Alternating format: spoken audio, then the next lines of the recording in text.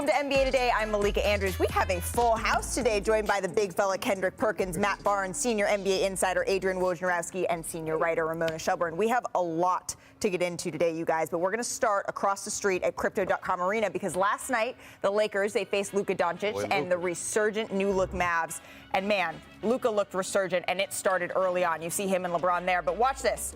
So you have the miss. Oh, Luka comes in for the slam. And on the play before this, Luka landed hard on his back. This is when everyone in the arena said, all right, this guy's, he's doing okay. He's going to be playing above the rim. It's just not fair because he could do everything else. Now he's going to start losing some weight and playing above the rim. Look out. That's what happened when you lose 60. and Perk, you know a little something about that? Well, LeBron James, he pulls up from deep because for a while, it did not look like the Lakers were in this one. In the third quarter, the tide seemed to change a little bit. Just call him Logo LeBron there. My goodness. Good. So LeBron with range and Russell Westbrook, he likes that. So let's go ahead a little bit. LeBron James again. Heat check mode. Rhythm. Oh, but he was in exactly, Matt. He was in his bag at this point in the game. All right, let's go ahead to the fourth quarter. Under 5 to play. The Mavs up by 1. So Luka ISO on LeBron here. Drives. Little step back J. Mavs up by 3 now. So next possession. Same score here. Again, Luka ISO on LeBron. Crosses over, gets in the lane, lobs it to Dwight Powell, who lays it in. So then there's a little bit of a theme developing here. Next possession, Mavs still up 3. Luka ISO on LeBron again. Luka gets by him again and finishes with the floater. The Lakers were outscored 15-4 in the final 7 minutes, and Mavs win 109-104. Until you stump me out, cut my head off, bury me 12 feet under, then I got a chance. So that's my confidence. Obviously, at the end of the day, we got to come in and win ball games, and we got to play better. But as long as we got more games to play, we still have a chance. So that's my confidence. I hate losing. I feel like poop right now. But tomorrow's a new day, and I'm going to be prepared and ready for the Clippers on Thursday. But that's my mindset. That's just who I am. All right. Poop. Cool. LeBron never wavers when it comes to his confidence, right, Perk? But this is a team sport. Absolutely. So should he be more concerned here, at least publicly? Yeah, he should. And it's not because of his play. By the way, let's put it out there. We all know he's 37 years old, year 19. We get all that. But he's playing basketball at an extremely high level. But he should be concerned because of a 5 of 17 shooting night from Russell Westbrook or a 5 of 14 night from Malik Monk. But then past that, if you look over this past season, guys have really been starting to go at the Lakers and LeBron. We saw Luka last night in savage mode. He was calling LeBron up in the pick and roll to get the switch to actually embrace the challenge and go at him. We saw a few weeks ago with him and Desmond Baines and the Memphis Grizzlies getting into it. So he should be concerned because now this younger generation, they don't give a damn. And I never thought that we would get to this point, but we've gotten here where they're not afraid. They don't have doubt no more of beating a LeBron James team. So, yes, he should be concerned. Well, and Russell Westbrook, he said after the game that he needs to play better, Matt. But what did you see from all of that? My first concern was when I saw LeBron guarding Luka down the stretch. That shouldn't, at this point, their best defender is someone who's 37 years old guarding the other team's best defender. So that was my first concern. I'm like, why is LeBron even on him at this point anyway? So that kind of says a lot about their defense. But I do think LeBron is concerned, but he can't show it.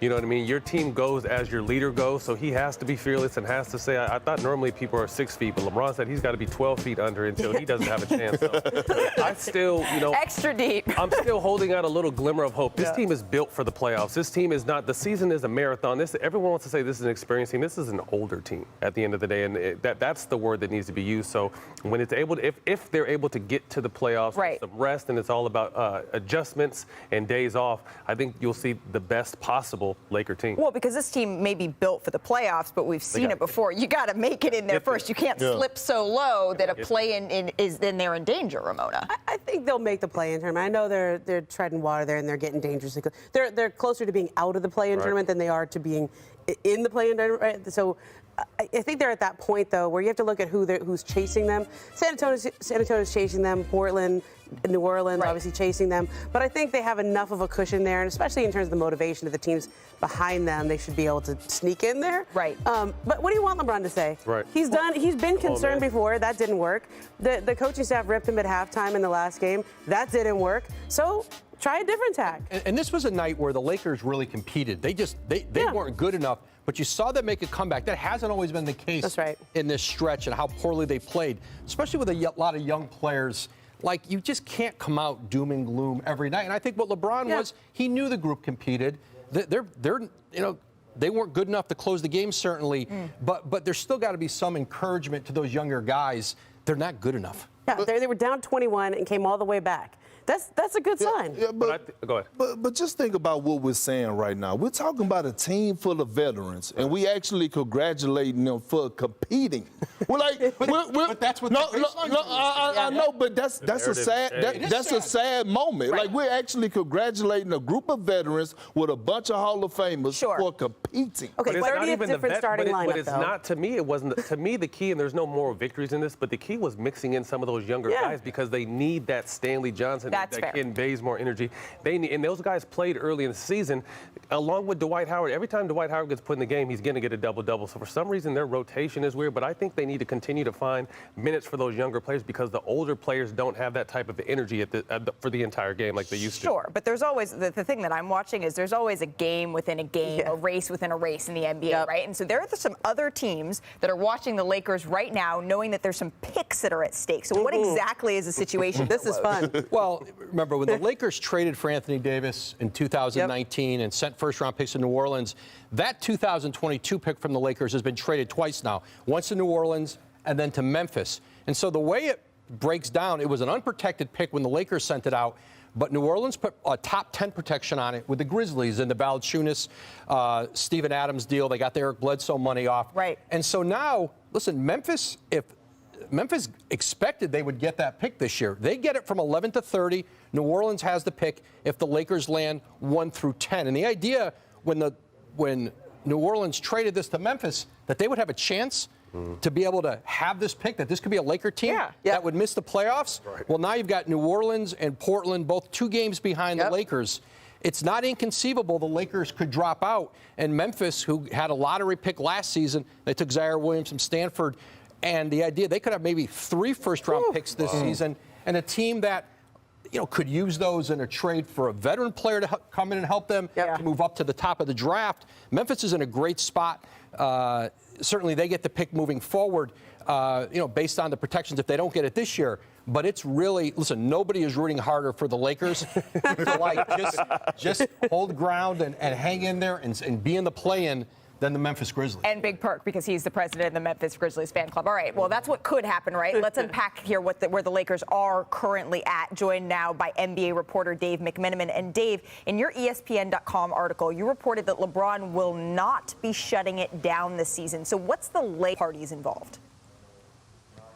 Yeah, Malika, just like there's going to be no rest for that gravedigger that's going to have to go 12 feet rather than 6 feet, there's going to be no rest for LeBron coming up because there's business at hand here. It's one thing trying to fulfill the role that he has committed to this franchise, that Rich Paul, his agent of Clutch Sports, reiterated to Lakers ownership last week, as Adrian Wojnarowski reported for us at ESPN. But beyond that, he still believes that there is a chance for something to turn around. Now, maybe that is hubris because he has been able to be the one guy to lead a team to a finals victory coming back from down 3-1. And maybe it is just someone who's done everything else in his 19-year career, so why not be the team to come from a play-in tournament to make a deep run? No other team has done that in NBA history. But there is a commitment, I'm told, from LeBron to continue to play this year, despite the swelling in his knee that he dealt with about a month ago. He's going to keep going. This will not be like his first season in LA where he shut it down for 9 out of the final 14 games. He's going to be in there and see what they can accomplish. Okay, so you've covered LeBron for a long time, spanning multiple teams. With everyone being so quick to kind of dogpile on this Lakers team, how does LeBron view being on this team that is this doubted this late in the season?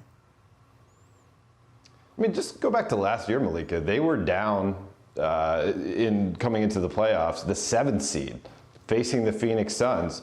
They go up 2-1 in that series. And if Anthony Davis doesn't get hurt, there's people in the Lakers organization that believe the Lakers would have won that series and potentially made a deep run back to the NBA Finals.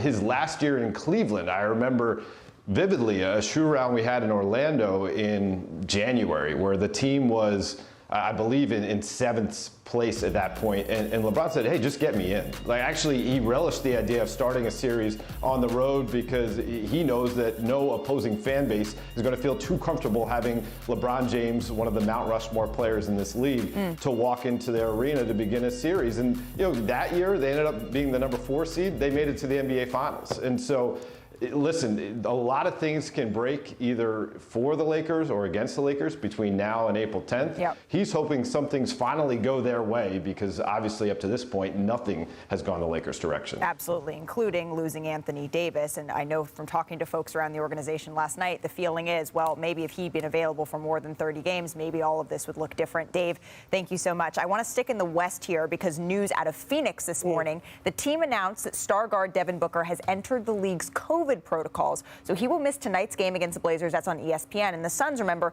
they're already without Chris Paul, who's out with a thumb fracture, and Paul's 6 to 8 week injury timeline. That butts right against the end of the regular season. So the Suns, their upcoming schedule, it's not that easy. You can take a look at it right here when they're facing the Bucks, they're facing the Heat, all of this without Chris Paul and Devin Booker. So Woj, it feels like it's been a while since we've seen a star enter the league's COVID protocols, and the league's regulations have changed as the pandemic has evolved. So what exactly is the process for Devin Booker to get back on the court here?